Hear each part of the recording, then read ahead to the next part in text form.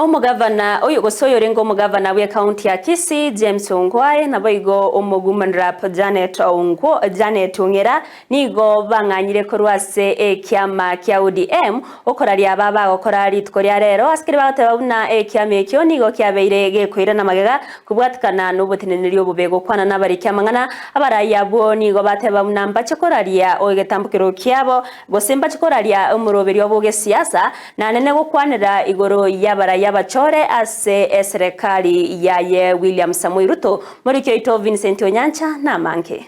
We have come here because we've been members of ODM. I was an ODM governor, and as you all know, Janet was the executive director of ODM. She is currently the deputy chair of the ODM. As the Holy Bible says in Ecclesiastes 3:1, there is a time and a season for everything, and for us it is time to exit. Hokunganya kwa wabira bukuru se kiama kya ODM ni gotarabeka so bwasiole mukiyage siasa barachikosoa oyo kabero mu governor we county ya Kisii James Ongwae no yo kabero mu women we county ya Kisii Janet Ongera boigoro mokonyu munyakiro we kiama kyo gya ODM nigo batebira bunamba kumereti kunganya kurwa se kiama kyo gya ODM. We as members of the Orange Democratic Movement, in particular myself, James Ongwae, former governor Kisii County, and Janet Ongera, deputy party chairperson of ODM, have today decided conscientiously to resign from the ODM party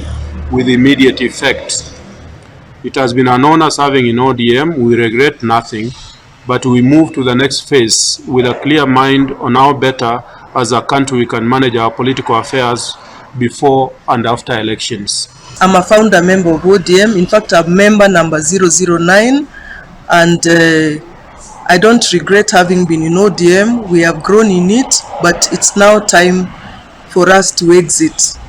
And I resign as the deputy national chairperson and also as a member of ODM. Nigo chinga kechibate abuna okonganya kwabo kurwase kiama kya ODM nigo gwasegetwa n'enchiro oburayibwe kiama kibogendrete gokorekana anene asegata gukyomo Gusii gotigwa maiga no nabo nigo batebere buna oburayibwe kiama kibono nigo bwiranirense. We have today arrived at this decision having carefully taken stock of the activities preceding the last general election, and more so the ill manner in which the party treated us and our supporters through political patronage by individuals who never had the interest of our community, especially the Gusii community at heart. And it was indeed one of the most popular and the biggest party in Kenya.